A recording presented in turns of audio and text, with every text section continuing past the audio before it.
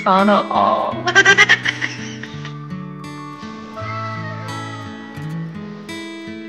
Master Pangs TV! Master Pangs TV, and then shout out sa'yo. Master Pangs TV!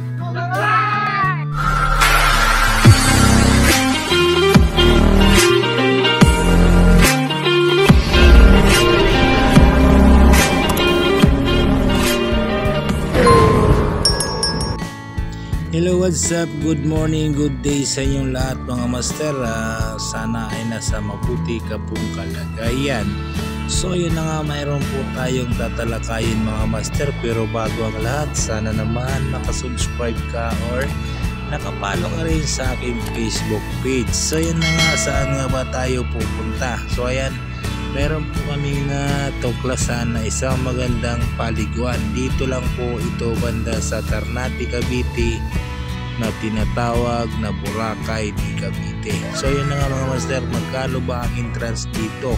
Mayroon po silang entrance dito mga master. Kung dati po sa mga nakapunta na, ang entrance po nila ay 100. Pero ngayon po, bago lang po kami nakapunta nitong 2025 ng June, nagtaas po sila ng 50 pesos. So naging 150 na po ang kanilang entrance fee.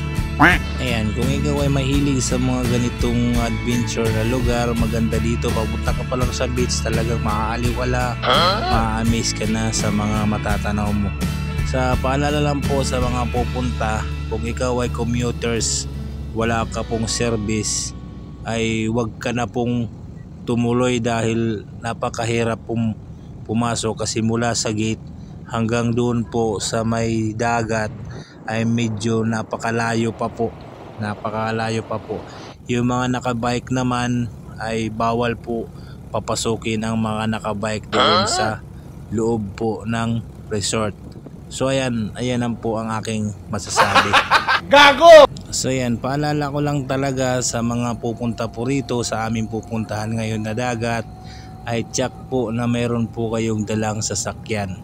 Kung ikaw po ay nagko-commute lamang po, ay wala po kayong masasakyan pabalik, kasi wala pong terminal dito sa loob mga master. Wala pong terminal ng anumang transportasyon palabas.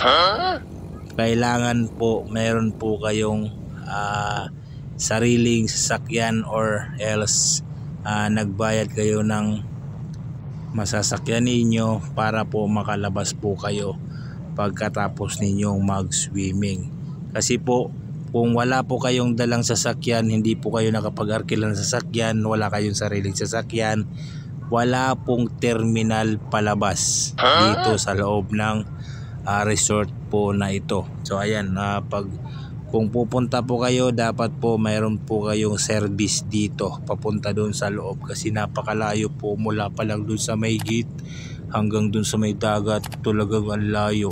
Kasi po, Baspor sa may experience po, yung nakasabay po namin papunta doon sa loob is nag-tricycle po sila from terminal po ng Cavite doon po sa may labasan pa lang. So naghahatid po doon, mayroon pong naghahatid na mga tricycle. Ang bayad po nila is 500 pesos papunta pa lang doon.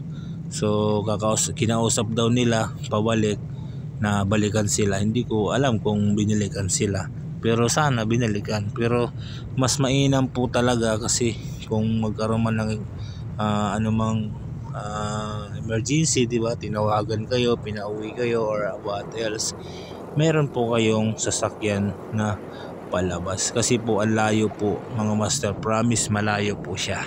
So sa mga nagtatanong dito kung magkano ang entrance, dati po kasi 100 pesos daw ang sabi. Pero nung pumunta kami nitong June lang, nung Father's Day po, pumunta po kami ng misis ko.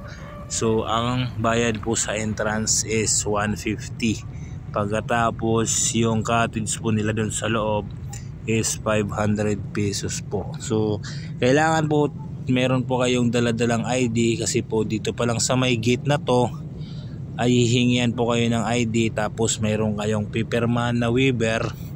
Ang nakasulat po doon sa waiver is, makikita nyo lang doon kung ano ang nakasulat doon sa waiver. Kasi po ano po ito, kampo po siya ng mga Marines.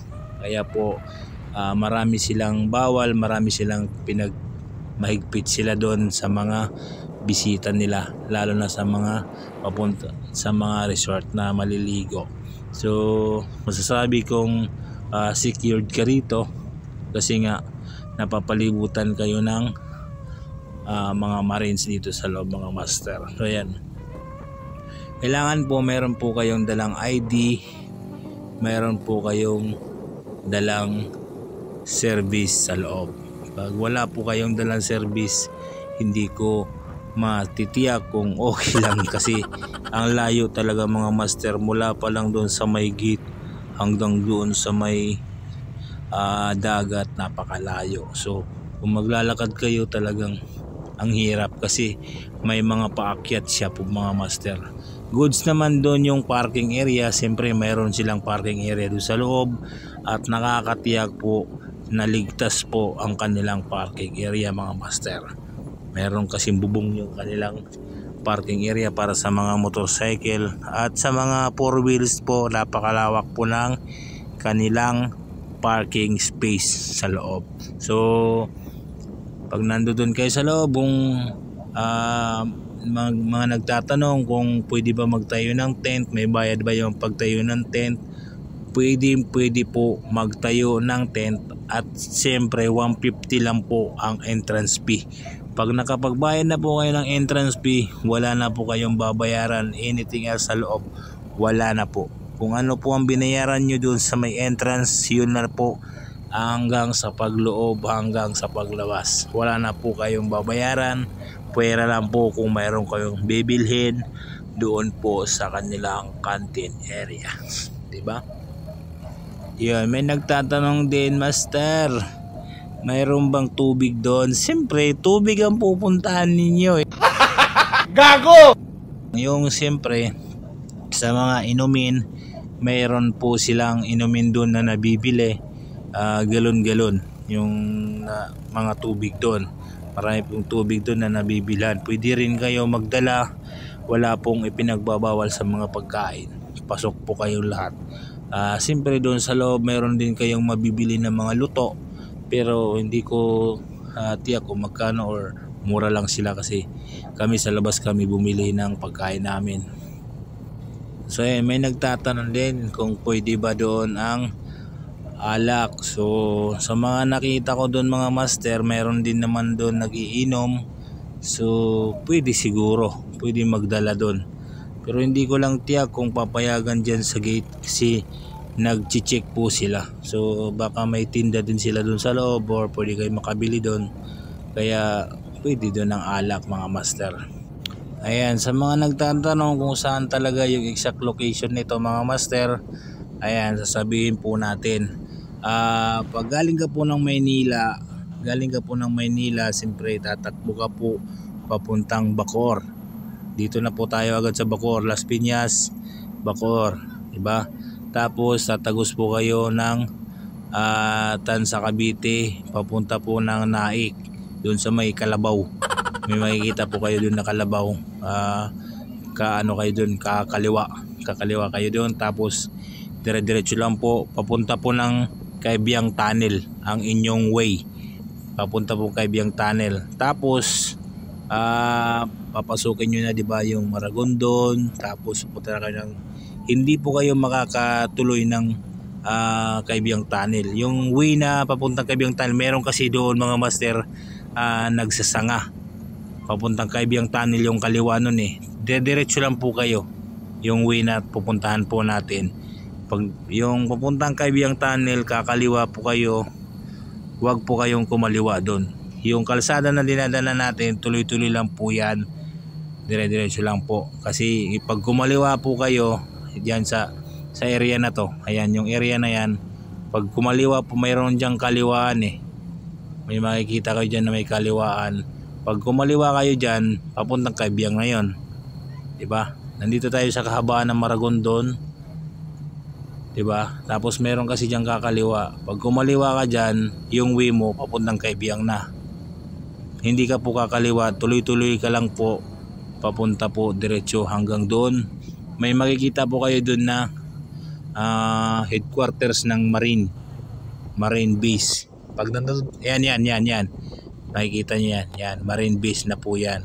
Nandiyan na po tayo. Diyan po kayo hihinto at diyan po kayo magbabayad. Good morning. Good day.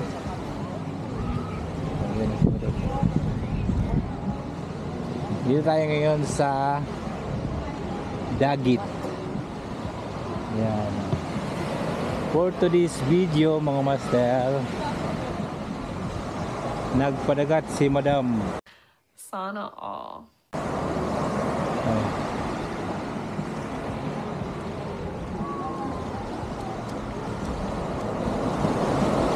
Ito may lagay oh.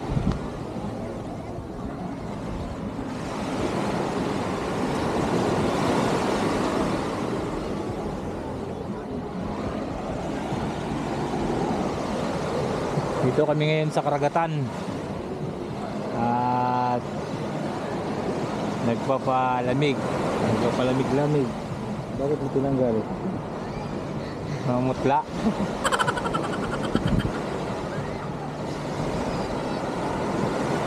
Sige muna tayo. Sabihin ko mamaya kung saan area to mga master. Ano lang to, Cavite. Siguro yung iba dito nakapunta na. Dito lang ho ito sa Cavite. Napakaganda ng lugar mga master. Tingnan naman oh. Diba?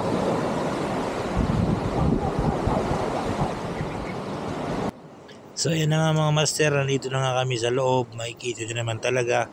Sobrang ganda po ng dagat dito sa loob ng resort na ito. So yan. Sa mga nagtatanong po, bawal po ang mga foreigner dito. Excuse me lang po. Pasensya na po. Para po sa mga foreigner, bawal po dito sa loob ang foreigner. Kasi po, kampo po ito ng mga marine. Siyempre, nag-iingat lang din po ang ating mga marines dito sa loob. Ito na po yung lugar na tinatawag nilang Boracay de Cavite. Or tinatawag din ito nila na Marine Base. Kasi nga po, nandito po tayo sa kampo ng mga marine. Bawal po dito mag-video. Yung paggaling po kayo doon sa may gate, papasok po hanggang resort, wag po kayong mag-video dahil mahigpit po nilang ipinagbabawal po yun. Dahil yun po ang madadaanan po ninyo mula doon sa may gate hanggang doon sa may resort na pupuntahan po ay puro po yun kampo ng mga marine. Kaya mahigpit po nilang ipinagbabawal ang pagbibidyo sa kalsada. Dito naman po sa may parting dagat ay wala na pong bawal. Pwede kayo mag-picture taking, pwede kayo mag-video, pwede rin kayo mag-vlog dyan. Basta wag lang po ninyo isama kasi po yung harap po ng dagat na yan, yung likod po ng camera ko, yan po ay kampo ng mga marines. So mahigpit na ipinagbabawal po yan ang bibidyo doon sa may harap nila. Wag na lang po ninyong tangkain dahil bawal po. Mula po doon sa may gate nila hanggang dyan, bawal po mag-video, bawal mag-picture. Pero napakaganda po na ako nga rin po, na-miss din po ako. Gusto ko mag-picture na kami ng asawa ko pero hindi na lang po kami nag-picture. Ayan, kumuha na po ako dyan ng payong dahil po yung asawa ko kawawa naman, baka daw mangitim. Kaya magpapayong po siya. Magpapayong po siya dyan mga master. So ayan, ulitin ko lang po, yung entrance po natin ay 150. Yun lang po ang babayaran po ninyo. Kung mayroon po kayong dalang tent, pwede kayo magtayo ng tent. Wala na po kayong babayaran dyan. Maliban lang doon sa entrance na 150.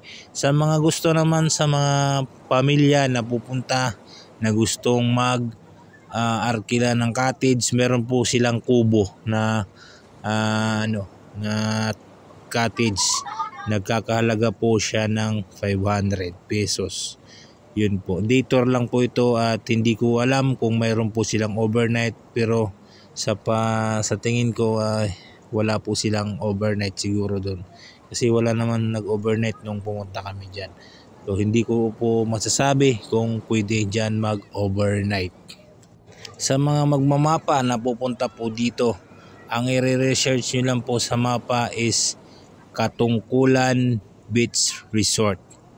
Ayan po, Katungkulan Beach Resort or Marine Base, Boracay de Cavite po. Yan, ito na po yun. Ang ganda po ng dagat dito mga master, super ganda ng dagat. Napakaganda ng lugar, tahimik, talagang yung tubig na yan mahirap mo mapalabo mga master. Kahit sobrang dami pong nang naliligo na dyan, talagang kulay green pa rin po talaga siya, ganyan, asul. Yung nakukuha yan, yung nakikita yung kulay, ganyan na ganyan hanggang maghapon mga master, hanggang sa nag-uwian na lang yung mga naliligo, hanggang sa umuwi na lang po kami. Ganun pa rin talaga yung kulay ng dagat. Meron po dyan sa gilid mga bato-bato, yung parang bangin, may nakalagay naman dyan na bawal magpunta. Sa mga gilid-gilid, bawal po magpunta. Kung saan po kayo ituturo ng mga Marines doon lang po kayo maliligo. Yung mga magtatayo ng tent, yung likod ng aking camera, hindi ko kasi pwedeng ikutin, pero 360 naman po yan. Pero hindi ko pwede siyang ikutin kasi may mga nakatingin doon na mga Marines, kaya hindi ko po siya inaano. So meron po dyan mga kahoy na pwede ninyong pagtayuan ng inyong tent para malilim. Marami po dyan mapagtatayuan ng tent. Maganda po yung lugar. Yung buhangin ang puti, para ka talaga nasa Boracay. Kaya po siya tinawag na Boracay de Cavite. So yan, sa mga gustong pumunta dyan mga master, yung magagamit po kayo ng Google Map. Ang i-search nyo lang po sa inyong mga Google Map, Katungkulan Beach Resort. So yan, thank you so much sa inyo lahat at ride safe po at lagi po mag-ingat. Paki-subscribe na lang po ng ating YouTube channel at siyempre bisitahin nyo po ang aking Facebook page at paki-follow na lang din. Nabubulol na tayo. So ayan, pasensya na kayo at first time pong mag-voice over. Thank you so much and ride safe and God bless po. Thank you, bye-bye.